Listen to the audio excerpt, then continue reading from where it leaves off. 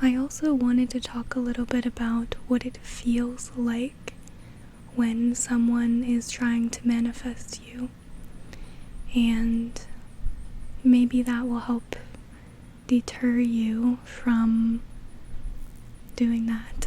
Because does it work? Yeah. Does it work how you want it to? I wouldn't say so. It's like the saying, careful what you wish for. Hello, welcome back. Today we are, as you can see, outside. So you might be able to hear, I don't know, the random sounds like construction in the distance or lawn stuff. I don't know. I really wanted to do a video outside today, but it's hard for me because my fence, part of it is knocked down, and my neighbors can fully see me right now. And I know nobody cares, but I don't like to feel like potentially somebody could be watching me do something as vulnerable as this. So, yeah. But at least I have Lexi here for moral support. I brought this little microphone out.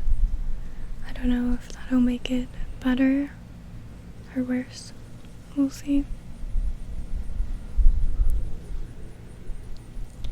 But something interesting has been happening this past week where it just feels so difficult to make a video for some reason.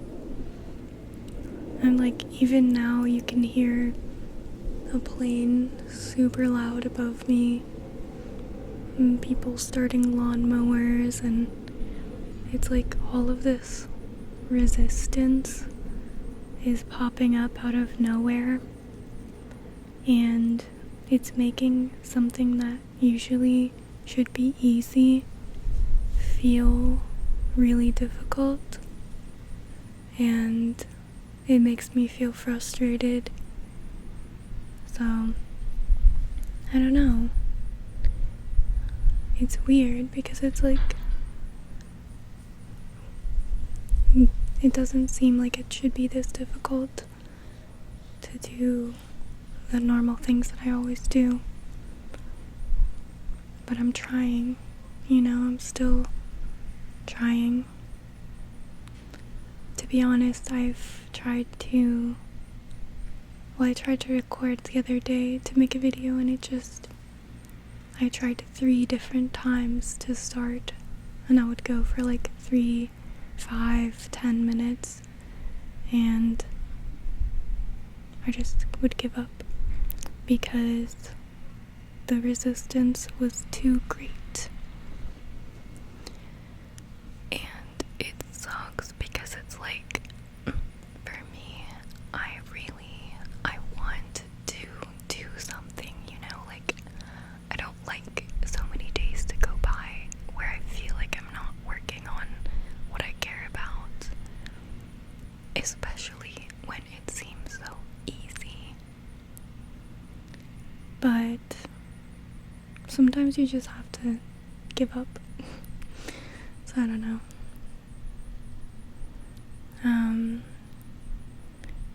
But yeah.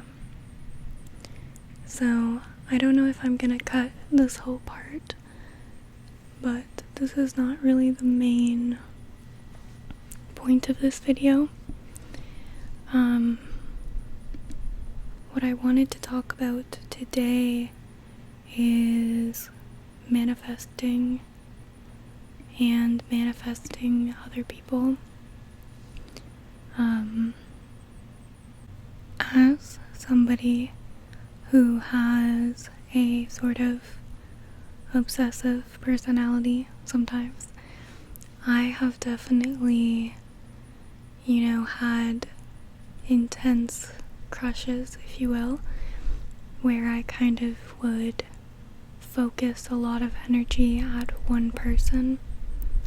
And there are communities on the internet that really cater to this sort of activity. And for me, I love learning about manifesting and manifesting, which basically just means what the word manifest means. It means to bring something into reality. But there are a lot of communities on the internet that talk about manifesting a specific person, and that's fine. I think that's how a lot of people get into manifesting. They are obsessed with some person and they want to possess that person more than anything, and so they come across law of attraction and law of assumption.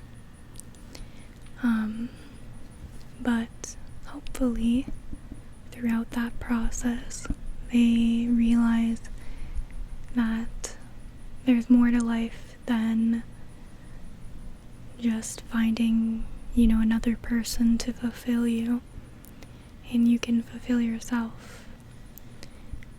But I also wanted to talk a little bit about what it feels like when someone is trying to manifest you, and maybe that will help deter you from doing that. Because does it work? Yeah. Does it work how you want it to? I wouldn't say so. It's like the saying, careful what you wish for, And I think that manifesting specific people is one of those things where it's just really not worth the other side of it. Okay, so with manifesting, basically one of the main beliefs that you have to have are that thoughts influence your reality.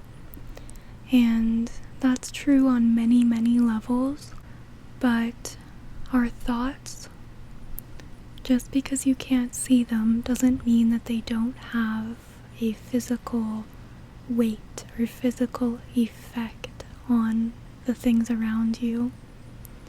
And so when you're focusing your mind on something and you continuously think about it, that's you channeling your energy into that thing. And it's really cool because you can build all kinds of cool things with that. You can create art, you can do self-development, and you can have connections, of course. But what happens to a lot of people is that they have attachment issues, and so they find this person that activates their attachment style, and they imagine in their mind that if only they could have that one person, everything in their life would be fixed and all of their suffering would go away, and it becomes their goal. And that's good because it can get them through some dark times, because that's what gets people through life. Goals. So if you don't have goals at all, you don't care about anything, you're done, Get some goals ASAP. And so, for a lot of people, their pseudo goals are just things that kind of are almost like addictions in a way. And so it gives them something to strive for each day, to get more of their drug or get more of their crush's attention. And I understand, because I've definitely had those chapters in my life.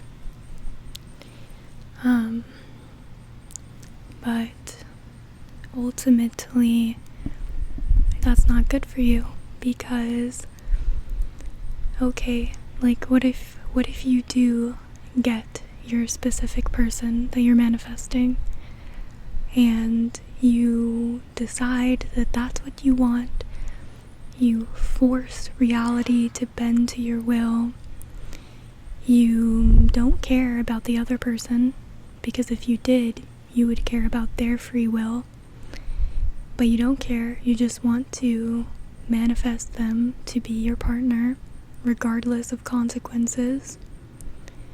So you force that through, and then you end up in a reality where that person is your partner. The problem with that is that you didn't think it through. There are so many other aspects to your life.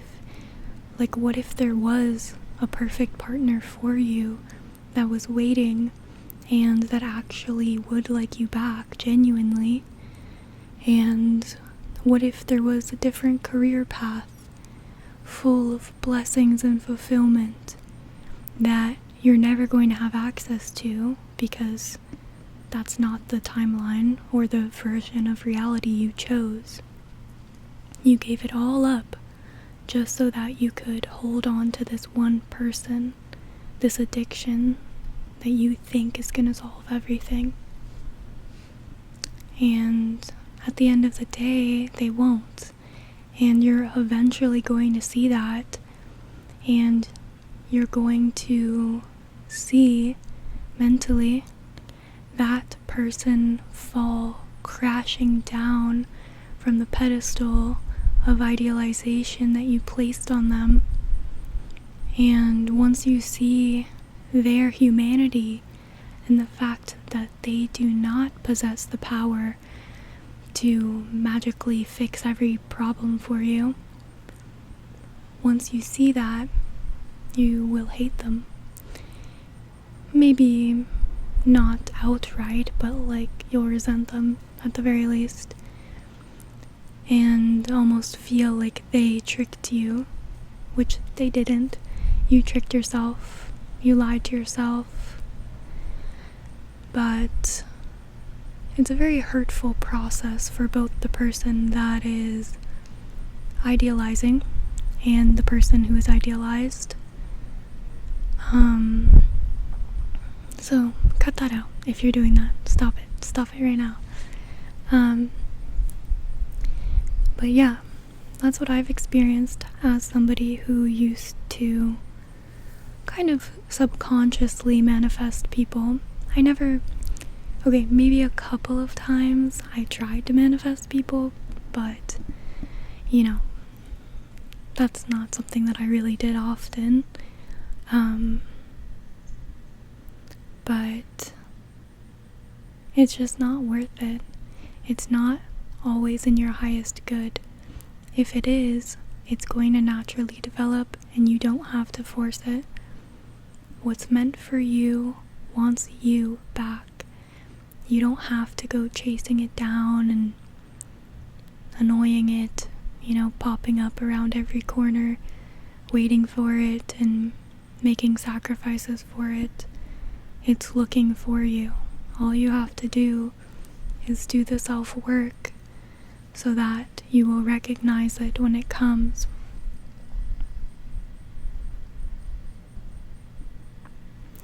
Easier said than done, and I know that, and I think I'm still working on it, but I've made a lot of progress.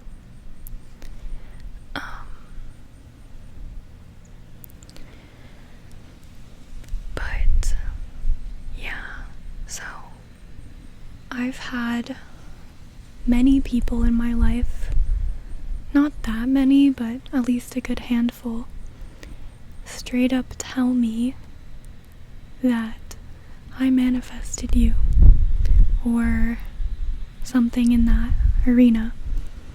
And I know it's like some people think that that's a pickup line, or they think that because I like that sort of thing that I'll be flattered.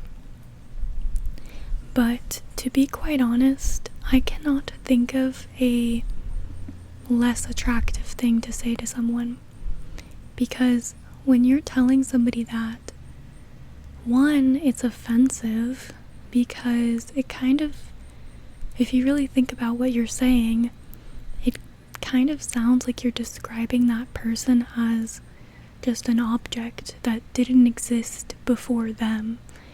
Their conscious awareness is what created it out of thin air for them to consume, for them to experience. And it makes me angry, to be honest, when people tell me that, because it's like, I am not something to be manifested. I existed long before you, and I will exist long after you. I want nothing to do with you, you know?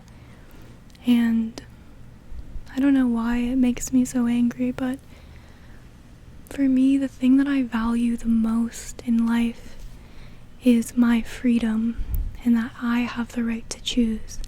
I choose who's going to be in my life, not random people that decide to manifest me. You don't get to choose, I get to choose. And then if our choices line up, great, we can continue on together. But just because you choose someone does not mean that they're going to automatically be in your life. And that's one of the laws of the universe, free will. So I wouldn't recommend going around and trying to break those laws. That's kind of like the only rule. Don't try to block others' free will. Unless you're, saving a life or whatever. But like, in this case, you are absolutely not. But yeah, so I'm gonna tell you what it's like when somebody that you do not like is trying to manifest you.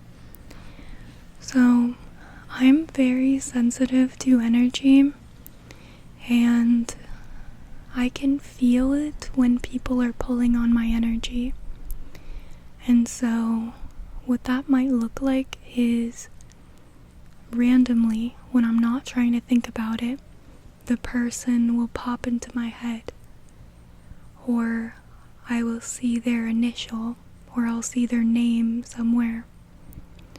And for me, like, you can think whatever you want about that, but for me, especially when this is a person that I am not interested in, when I see that, it does not make me feel like, oh, maybe it's meant to be, oh, I love them.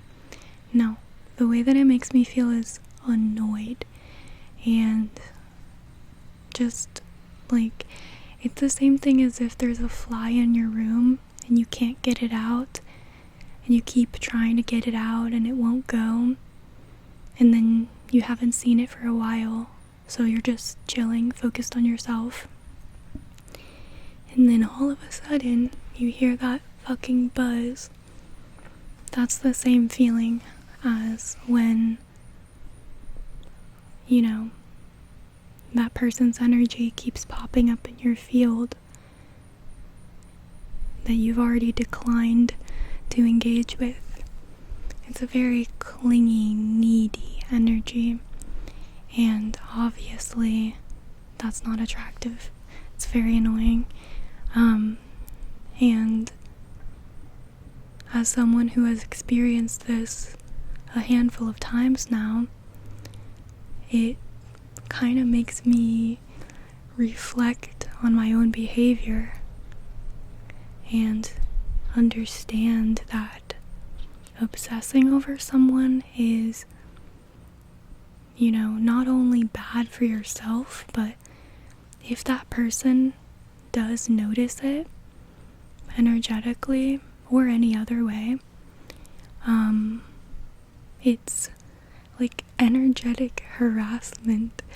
Like, I know that sounds dumb, but that's really how it feels, and it's not okay. It's not okay. Maybe this will be a thing in the future that everyone is aware of, but right now it feels like a kind of weird thing to even talk about or say. But yeah, I think that we should all learn to have manners with our energy, and it's a beautiful thing when you can connect with someone, but I don't think that you should be throwing energy at them 24/7, especially if they are not interested. But that does make me think of kind of my own solution to this, which is about energetic boundaries. And the thing is like, I can get mad at them for doing that, but at the end of the day, I need to figure out how to lock my energy down, because I must not be doing a very good job of that if I keep, picking up on these things that I don't want to. So I think I have to stay grounded and just use like different tactics to block out connecting with people that have that kind of overbearing energy in my field. But I was gonna say, there's nothing wrong. There's nothing wrong with wanting a relationship. There's nothing wrong with manifesting love. And I think a lot of people do that successfully.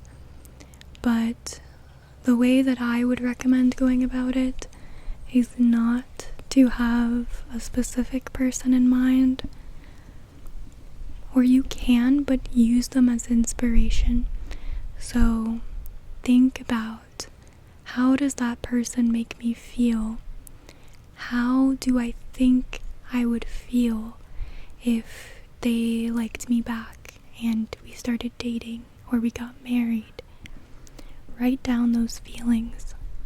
So maybe they would be feelings like excited, loved,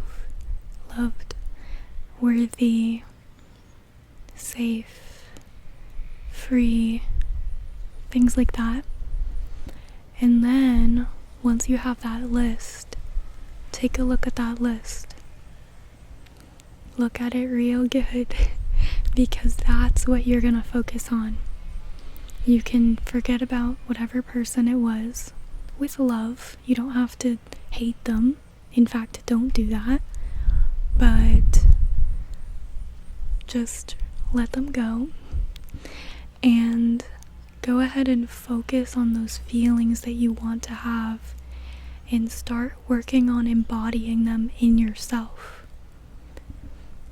A lot of the times, the people we are attracted to represent things that we wish we could have ourselves.